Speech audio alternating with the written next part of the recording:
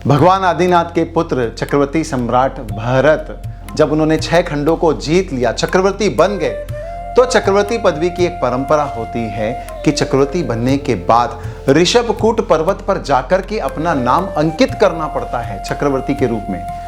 तो भरत चक्रवर्ती भी ऋषभकूट पर्वत पर पधारे, पर जब वो पधारे तो उनके आश्चर्य का ठिकाना नहीं रहा।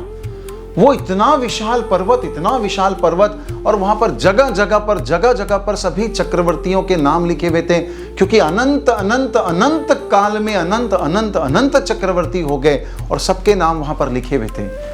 तो भरत महाराजा आश्चर्य में डूब गए और सोचने लगे कि क्या तो इस पदवी की महिमा है। मुझसे पहले ऑलरेडी असंख्यात अनंत चक्रवर्ती संसार में हो चुके हैं और मेरे बाद भी असंख्य और अनंत चक्रवर्ती संसार में होने वाले हैं, तो क्या तो इसकी महिमा है। इसकी कोई महिमा नहीं है। और अगर मुझे अपना नाम लिखना है तो कोई जगह खाली नहीं है, सारे जगह भरे पड़े हैं। मतलब किसी न किसी चक्रवर्ती का नाम मिटाना पड़ेगा और उस जगह मेरा को अपना नाम लिखना पड़ेगा। और इसका मतलब ये हुआ कि ये नाम भी कौन सा टिकाऊ है। कल के दिन कोई और चक्रवर्ती आएगा, वो मेरा नाम मिटाएगा और वो अपना नाम लिखेगा।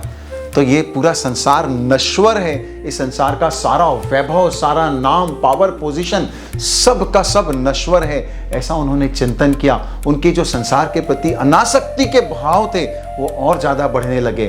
फिर भी परंपरावश उन्होंने अपना नाम लिखा, पर उन्होंने ये तय कर लिया कि केवल आत्मा का वैभव और आत्मा की साधना ही सच्ची उपलब्धि है। चक्रवर्ती सम्राट भरत परमात्मा आदिनाथ के पुत्र जब वो पूरे सुसज्जित होकर के बहुमूल्य रत्न जड़ित आभूषणों से, वस्त्रों से सुसज्जित होकर के राजमहल की तरफ प्रस्थान कर रहे थे, तभी उन्होंने अपने आप को एक बार आईने में निहारा और अचानक उसी समय उनके हाथ से एक अंगूठी गिर गई। तो उन्होंने देखा कि जैसे ही अंगूठी गिरी तो वो जो उंगली थी वो बिना उस अंगूठी के एकदम सामान्य, निस्तेज, निष्कांति वाली दिखाई दे रही थी। उसकी कांति चली गई थी।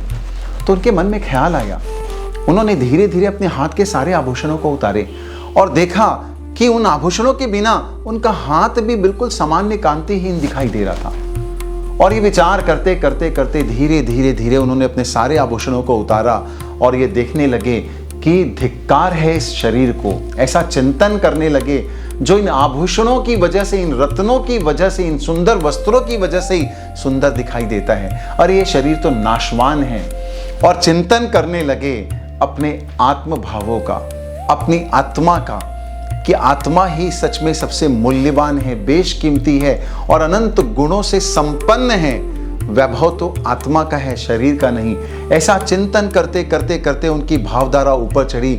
शरीर की आसक्ति से वो कंप्लीटली टूट चुके थे, आत्म ध्यान में डूब चुके थे और उसी समय उनको राजमहल के अंदर ही केवल ज्ञान उत्पन्न हो गया।